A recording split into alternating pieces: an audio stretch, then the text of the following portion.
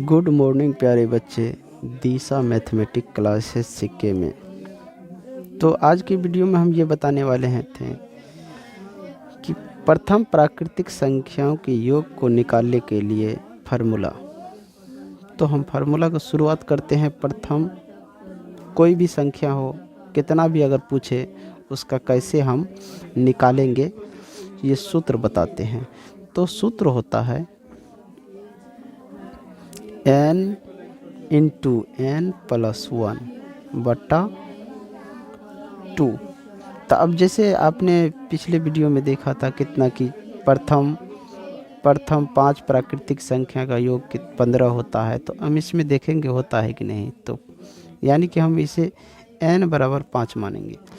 तो n की जगह n हो गया। अगर कह दे क्वेश्चन में कि प्रथम nवां पद की प्राकृतिक संख्या, यानी प्रथम n पद के लिए प्राकृतिक संख्या, या ऐसे मानो कि हम 5 को जो है n माने हैं, तो n की जगह पर हम क्या करेंगे, 5 को लिख देंगे। 5 प्लस 1 बटा 2। तो यहाँ पे देखेंगे कि 5 में 1 जोड़ने से 6 हो जाएगा। तो 6 गुना 5 कितना हुआ, 5 गुना 6 बटा 2। इसको काट दो 3, तो 5 तिया 15। यानी कि हम देख सकते हैं कि प्रथम 5 प्राकृत संख्या का योग कितना निकला था, 15। तो हमारा 15 आ गया। उसके बाद हम एक और बताए थे कि प्रथम 12 कितना, प्रथम 12 क्वेश्चन है, प्रथम 12 प्राकृत संख्या का योग हमने निकाला था 78। तो यहाँ उसी अनुसार निकाल लेते हैं जो सूत्र दिया हुआ है। तो n बराबर कितना हो गया, 12। तो n की जगह 12 लिख दो। देखो यहाँ पे 12 गुना 12 1 13 बटा 2, काट दो 6। काट इसलिए देते हैं यहाँ पे ताकि गुना छोटा हो, समझ गए। तो 13 के पहाड़ा को 6 बार पढ़ो तो 78 हो जाएगा, हो गया। तो तुम लोग ने देख लिया। और इससे पहले जो भी मेरा वीडियो नहीं देखा होगा तो पार्ट 1 वास्तविक संख्या पार्ट 1 डेमो क्लास जो है, उसमें बहुत ही शॉर्ट वीडियो है, 5-6 मिनट का होगा, देख लीजिएगा। और मैं ये थोड़ा वीडियो लंबा बनेगा, किसी फ़ोन की वजह से वो वीडियो कट हो चुका था, समझ गए।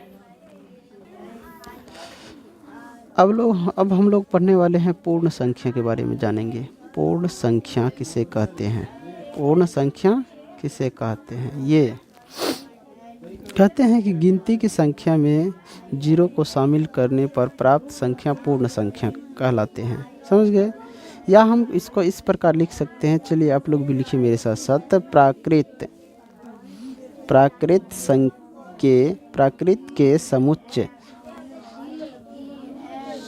प्राकृत के समुच्चय में 0 को शामिल करने पर, 0 को शामिल करने पर पूर्ण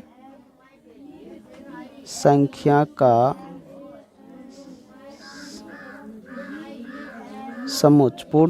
का समुच्चय मिलता है या प्राप्त होता है। पूर्ण संख्या का समुच्चय मिलता है या प्राप्त होता है। पूर्ण संख्या का समुच्चय मिलता है या प्राप्त होता है, समझ गए। तो हम कह सकते हैं कि प्राकृत के समुच्चय में 0 को शामिल करने पर पूर्ण संख्या का समुच्चय मिलता है, कॉमा पूर्ण संख्या कहलाता, कॉमा पूर्ण संख्या कहलाता है। या कहते हैं प्राकृत संख्या के समुच्चय में, यहाँ संख्या लिख दो, लिखना है तो। प्राकृत संख्या के समुच्चय में 0 को शामिल करने पर पूर्ण संख्या का समुच्चय मिलता है। या ऐसे भी कह सकते हैं, प्राकृत के समुच्चय में 0 को शामिल करने पर पूर्ण संख्या का समुच्चय मिल सकता है, समझ गए। तो अब देखें, कहते हैं कि क्वेश्चन आ जाता है हमारा कि सबसे छोटी पूर्ण संख्या। क्वेश्चन क्या आता है कि सबसे छोटी पूर्ण संख्या, ये भी सवाल आता रहता है कि सबसे छोटी पूर्ण संख्या। तो लिखिए सबसे छोटी पूर्ण संख्या। सबसे छोटी पूर्ण संख्या कितना होता है? सबसे छोटी पूर्ण संख्या कितना होता है? तो गिनती की संख्या में आप लोग देखे होंगे कि सबसे छोटी प्राकृत संख्या एक था। तो इसमें क्या होता है, इसमें इसका उदाहरण पहले देख लीजिए। यहाँ उदाहरण दे देते हैं। उदाहरण 0 1 2 3 4 अनंत तक। तो अगर देखें तो अनंत से दाईं तरफ तो सबसे कम आता है 0, तो सबसे छोटी पूर्ण संख्या 0 होगा। वही अगर बात की जाए सबसे बड़ी पूर्ण संख्या की, सबसे बड़ी पूर्ण संख्या तो कितना होगा? 0 से हम चलेंगे बाईं ओर, तो बाईं ओर क्या हमारा आता? अनंत। तो सबसे बड़ी पूर्ण संख्या कितना होता है? अनंत। यानी कि प्राकृत संख्या में सबसे छोटी 1 और पूर्ण संख्या में सबसे छोटी 0, और बड़ी और दोनों में एक ही होता है अनंत। प्राकृत संख्या हो या पूर्ण संख्या हो, दोनों में अगर बड़ी संख्या पूछे तो क्या होता है? अनंत होता है। समझ गए? अब क्वेश्चन एक ठो पूछते हैं तुम लोगों को कि इनमें से बताओ कि कौन सी पूर्ण संख्या है। क्वेश्चन लिख लो तुम लोग भी कि 0 कौन सी संख्या है। बताओ, पहले सबसे पहले ये बताओ कि 0 कौन सी संख्या है। तो उत्तर क्या लिखेगा? 0 कौन सी संख्या है? तो पूर्ण संख्या। पूर्ण संख्या कैसी संख्या है? पूर्ण संख्या है। समझ गए? और उदाहरण देखिए, इसमें कुछ उदाहरण कुछ देते हैं। समझ गए? इसमें तुम्हें बताना है कि कौन पूर्ण संख्या है। जैसे 8 हो गया, 10 हो गया, 20 है, 15 है, 0 है, 7 है, 0 है, 8। ये सब इस प्रकार से हैं। तो इसमें बताओ कि कौन पूर्ण संख्या है। देखिए 2 10 20 15 0 7 8, ये समझ गए? ये इनमें से बताना है कौन से पूर्ण संख्या है। तो उदाहरण देख के बता सकते हैं। देखिए उदाहरण में 0 से लेकर अनंत तक सभी है पूर्ण संख्या। तो ये जितने हैं सब पूर्ण संख्या है। समझ गए? ये सभी क्या है? पूर्ण संख्या है। और ये सभी प्राकृतिक संख्या नहीं है, बल्कि प्राकृतिक संख्या इसमें वही है, यानी कि 0 को हम छांट देंगे, जो बचेगा तो इस 0 को छांटा गया, इस 0 को, जो बचा वही हमारा प्राकृत संख्या हुआ। लेकिन पूर्ण संख्या कहे तो ये सब पूर्ण संख्या है। समझ गए? तो 0 कौन सी संख्या है? तो वो भी हम क्वेश्चन में बता चुके हैं कि पूर्ण संख्या है। समझ गए? अब चलते हैं हम पूर्णांक संख्या में। अब क्या चलते हैं? पूर्णांक। पूर्णांक संख्या क्या कह रहे हैं? पूर्णांक। पूर्णांक किसे कहते हैं? पूर्णांक किसे कहते हैं? तो कहते हैं कि पूर्ण संख्या, पूर्ण संख्या के समुच्चय में प्राकृत संख्याओं, पूर्ण संख्या के समुच्चय में प्राकृत संख्या को प्राकृतिक संख्या के ऋणात्मक मान, पूर्ण संख्या के समुच्चय में प्राकृतिक संख्या के ऋणात्मक मानों को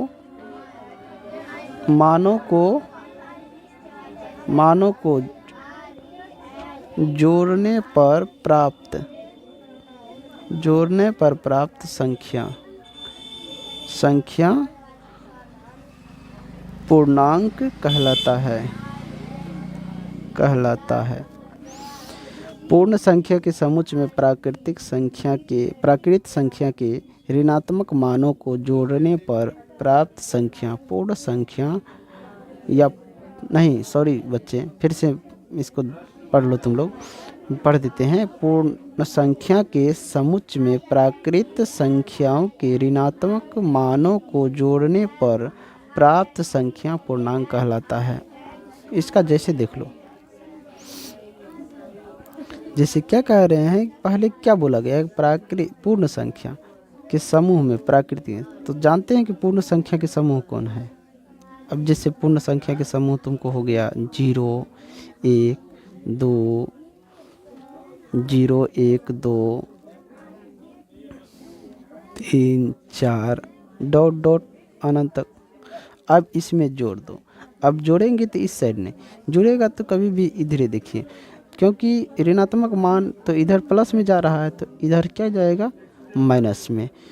तो -1 -2 -3 डॉट डॉट डॉट अनंत, समझ गए। तो ये हमारा है पूर्णांक संख्या, यानी कि पूर्ण संख्या हो गया, प्राकृत संख्या भी हो गया। यहाँ से देखें तो प्राकृत संख्या और यहाँ देखें तो पूर्ण संख्या। तो पूर्ण संख्या के समूह में प्राकृत संख्या के ऋणात्मक मान को जोड़ दिए। जो प्राकृत संख्या है ये भी गिनती संख्या है, लेकिन ऋणात्मक मान है, और उसको हम जोड़ दिए इसमें, तो पूर्णांक संख्या कहलाता है। समझ चुके हैं। अच्छा, तुम लोग ये बताओ कि पूर्णांक संख्या कितने प्रकार के होते हैं। पूर्णांक संख्या कितने प्रकार के होते हैं।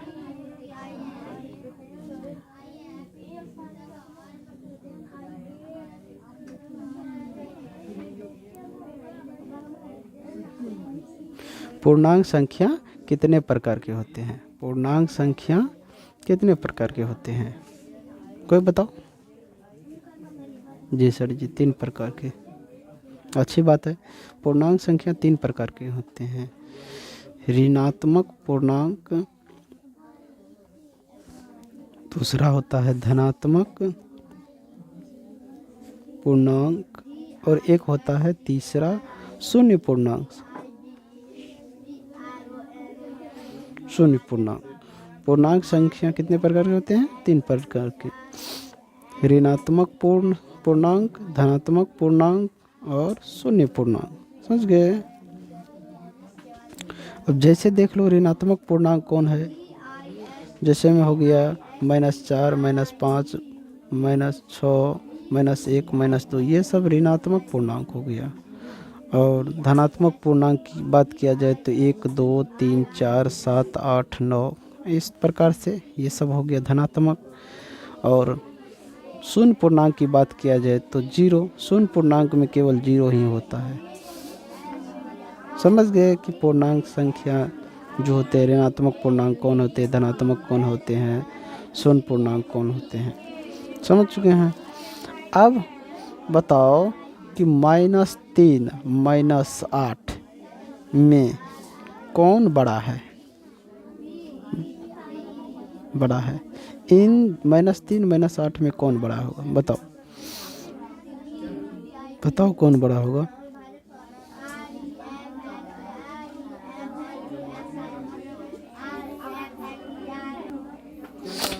-3 है, -8 है, इनमें कौन बड़ा होगा या कौन बड़ा है, बताओ। तो देखो इसमें जो है ना, -3 जो है सबसे बड़ा है। इन दोनों में से -3 बड़ा है। क्यों बड़ा है, अब ये भी बताते हैं क्यों बड़ा है। ऋणात्मक मान जितना कम होगा वह उतना बड़ा होगा। समझ गया। ऋणात्मक मान जितना कम होगा वह उतना क्या होगा, बड़ा होगा। तो समझ गए कि यानी कि ऋणात्मक मान जितना कम होगा उतना वो बड़ा होगा। तो इन दोनों में ऋणात्मक मान 3 सबसे कम है ना। इन दोनों में देखा जाए तो इस ऋणात्मक मान यहाँ 3 है, यहाँ 8 है। समझ गए। तो ये क्या है, बड़ा है। और उसी में कहा जाए कि इन दोनों में सबसे छोटा क्या बोला जाए, छोटा जब बोला जाए तो कौन होगा। तो ऋणात्मक मान जिसका सबसे ज़्यादा है वही छोटा है। तो इन दोनों में देखो तो सबसे ज़्यादा -8 है, तो यही सबसे छोटा होगा। यही क्या होगा? सबसे छोटा होगा। अब हम क्वेश्चन तुम लोगों से कर लेते हैं। बताओ, क्या सभी प्राकृत संख्या पूर्ण संख्या है? यस या नो? क्या सभी प्राकृत संख्या पूर्ण संख्या है? पहला क्वेश्चन कर लेते हैं हम। क्या सभी प्राकृत संख्या पूर्ण संख्या है?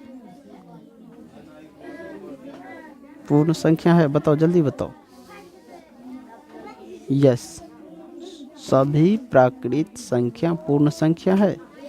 अगला क्वेश्चन हमारा आता है, क्या सभी पूर्ण संख्या प्राकृत संख्या है?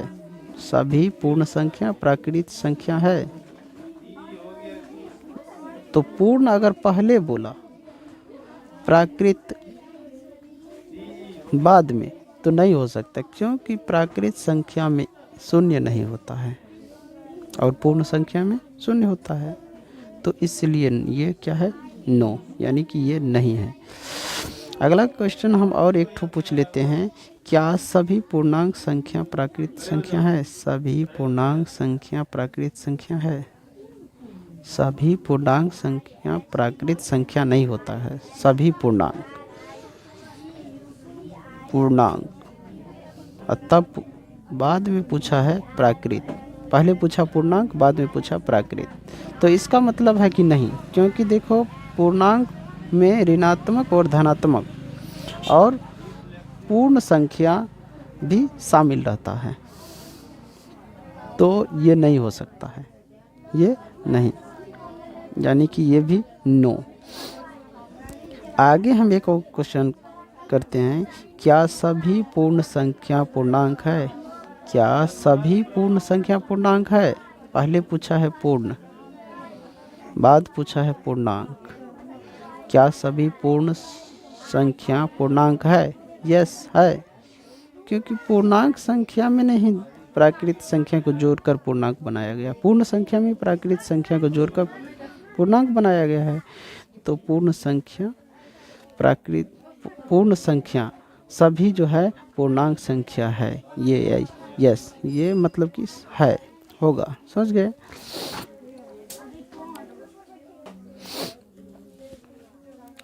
एक क्वेश्चन और ले लेते हैं। क्या सभी प्राकृत संख्या एक पूर्ण संख्या क्या सभी प्राकृत संख्या एवं पूर्ण संख्या पूर्णांक है? ये हमारा क्वेश्चन है। कोई अगर पूछ दे किसी बुक में, कुछ सी भी में, एग्जाम में ये भी पूछ सकते हैं, क्या सभी प्राकृत संख्या एवं पूर्ण संख्या पूर्णांक है? बताओ। पहले पूछा गया प्राकृत, बाद में पूछा गया है पूर्ण, फिर कह रहा है कि ये पूर्णांक है या नहीं। तो इसका परिभाषा क्या लिखा था? आप लोग देख सकते हैं परिभाषा क्या लिखे थे कि पूर्ण संख्या के समूह में प्राकृतिक संख्या के ऋणात्मक धनात्मक मान को जोड़ने पर प्राप्त संख्या क्या होगा? पूर्णांक। तो प्राकृत संख्या और पूर्ण संख्या दोनों पूर्णांक होगा। प्राकृत संख्या और पूर्ण संख्या दोनों क्या होगा? पूर्णांक होगा। तो हम लिख सकते हैं यस, ये क्वेश्चन सही है, यानी कि हो सकता है। समझ गए? और होगा।